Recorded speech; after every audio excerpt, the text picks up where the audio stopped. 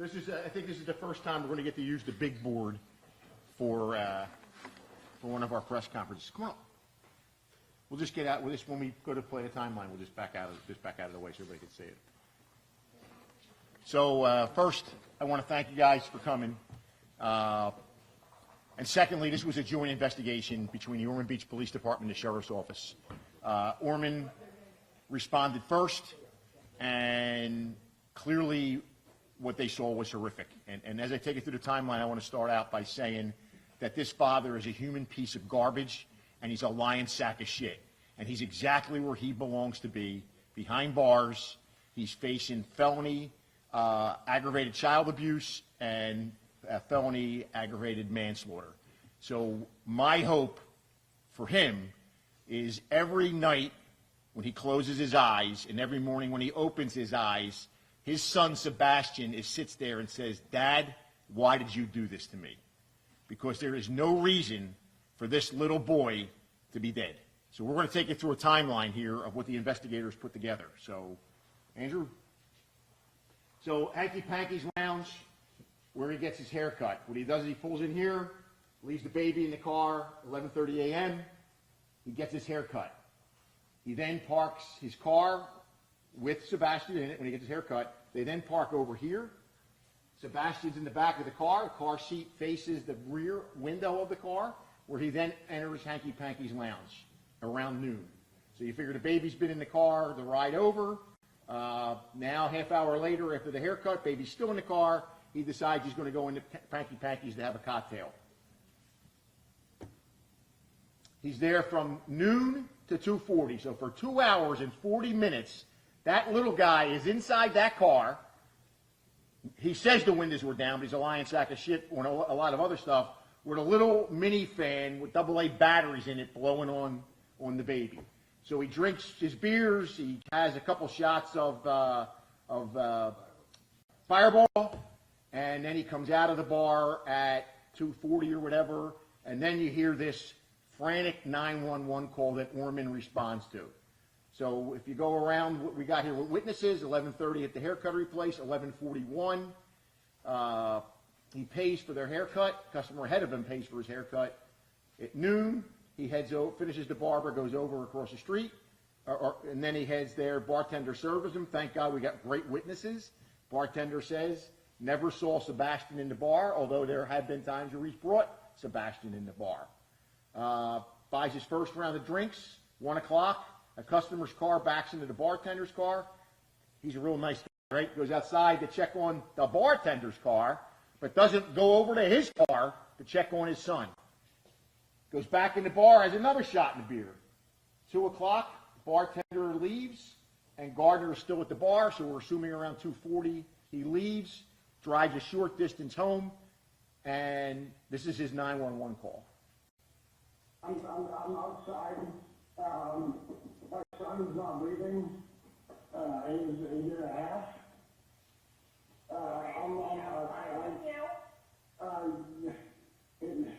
Oh my God, he just had his eyes open. Oh my God. Okay. Which is a lie. Okay, how old is he? A year and a half. Okay, is he breathing? No. You don't see any chest or anything or falling? Mom, Hello? he's not breathing.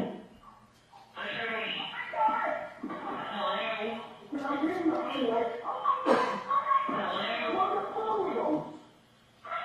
Hello? Okay, listen to me. Can you get him on a hard, flat surface? A hard, flat surface. Okay, are you guys inside now? Because I've got units on the way here to you. So the investigation reveals he's in that car for over 3 hours. When the Ormond Beach police officer arrives at 2:49, he can't do CPR because the baby's in rigor mortis. The hospital says the baby's temperature was over 107 degrees when when the baby arrives at the hospital. But the way your body cools, the nurses estimate that the highest temperature of that car was 111 degrees with that little guy in the back of that car seat. And then if you watch the body camera footage, which you can't show you inside the hospital, not only did he treat the Ormond Beach Police Department like pieces of shit, he treated the doctors and the nurses, the staff in Advent, like pieces of shit. So this guy is nothing but a piece of shit. And as I said earlier, I pray that his son is constantly in his vision asking him, Dad, why did you do this to me? There's no logical reason why this little guy is dead. But it gets better. Father of the year, baby's dead, investigation is going on. What does he do? He picks up his mother and they go back to Hanky Panky's for a few more cocktails, and they're there until almost midnight. Now, I don't know what anybody here thinks or anybody can have sympathy for somebody like that, but my God, all of us that are fathers and grandfathers and mothers, and how in the world can you be so messed up that you would allow your child to sit back there in Florida in 90-degree weather, walk outside and check on some car and never go near your son? Never. I don't think there's a penalty on this earth that could ever fit for the crime that was committed here. It absolutely shocks the conscience for this, that this even happened. There's no reason whatsoever. So the investigators are here. Chief Godfrey's here. Anybody has any questions, they're the ones that are going to answer them. Yeah, go ahead.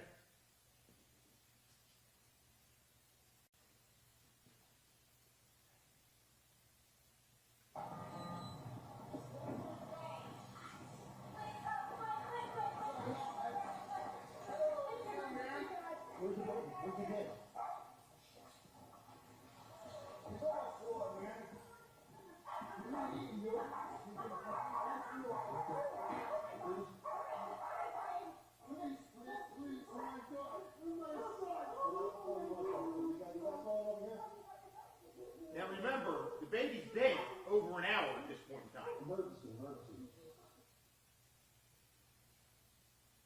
So I guess Dad had to figure out some kind of story, and Ormond will tell you what they discovered with the car, with the position of the car seat. Even if the air conditioner was blowing, it was great in the front seat and the passenger seat, but the back of the car, there was absolutely a difference in the temperature of the vehicle as well.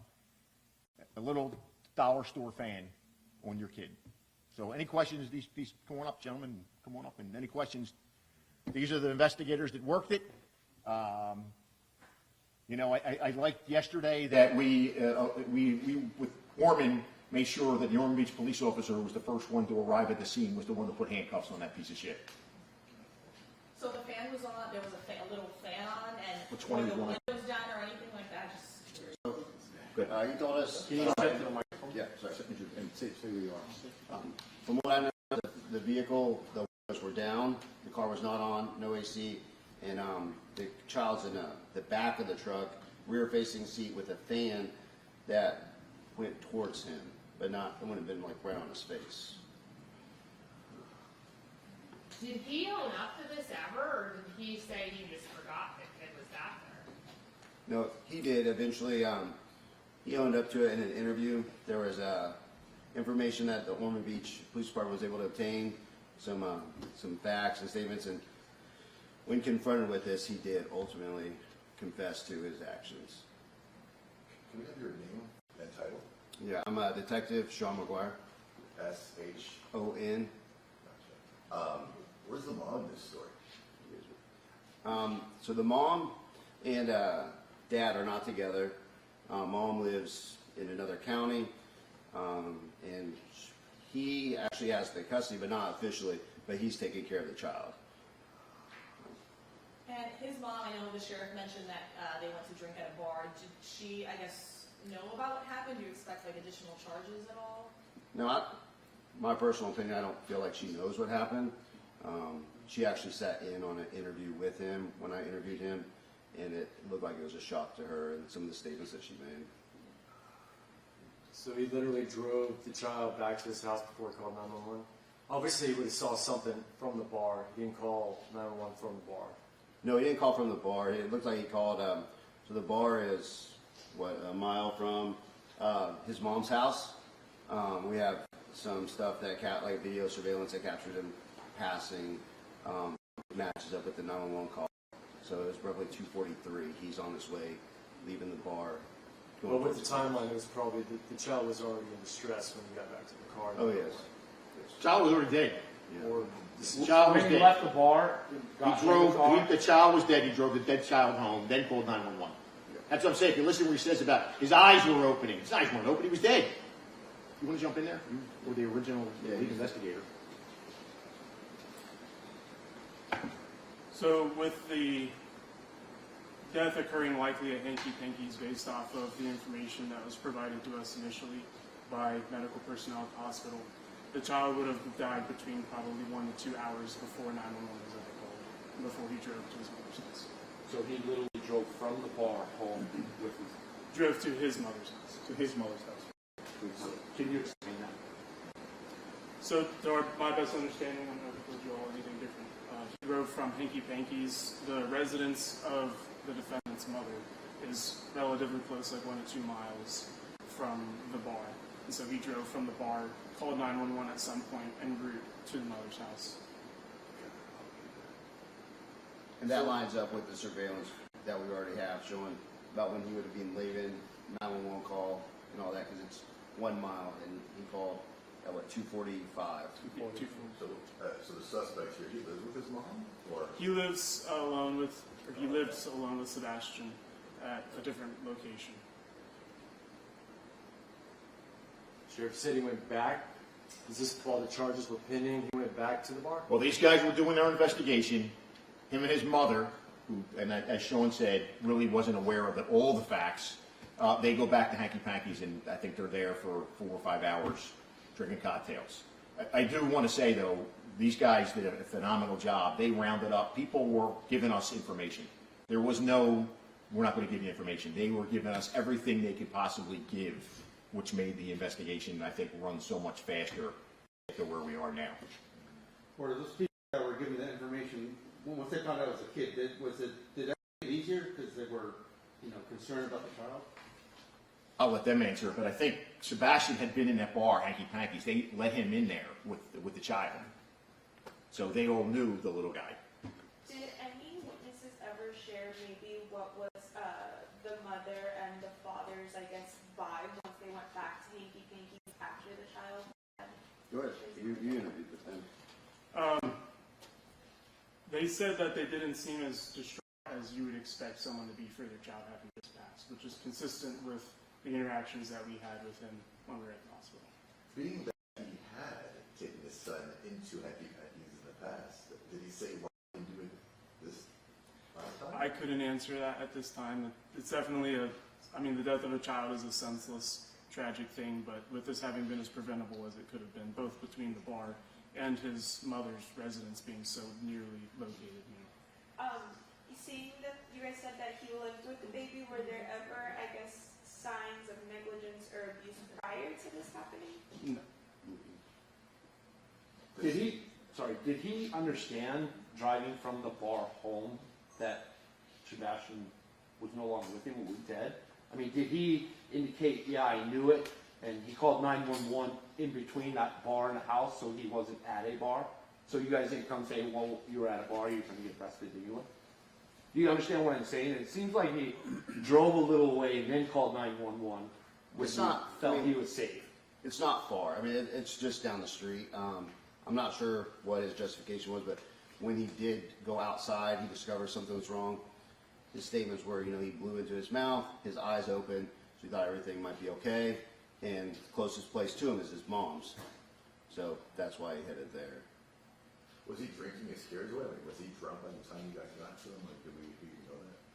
Well, from watching body cam video and some information we've obtained, in the doctor, if I'm wrong, let me know, but the doctor stated they could smell alcohol on him at the hospital. Chief Godfrey, you want to? Yes. Thank you, Sheriff. Good afternoon, Chief Godfrey, Jesse Godfrey, Ormond Beach Police Department. Thank you for being here. On behalf of the Police Department and our partners at the Sheriff's Office and the State Attorney's Office, we want to extend our condolences to the family and all those affected. Standing right here behind me, this is probably one of the worst calls that law enforcement has to go on. and we have to deal with it, and we are providing services to our officers as far as mental health and wellness, because this is a tough one. I'll tell you that. This will never leave us. The sheriff did a great job outlining the arrest and the circumstances leading up to it.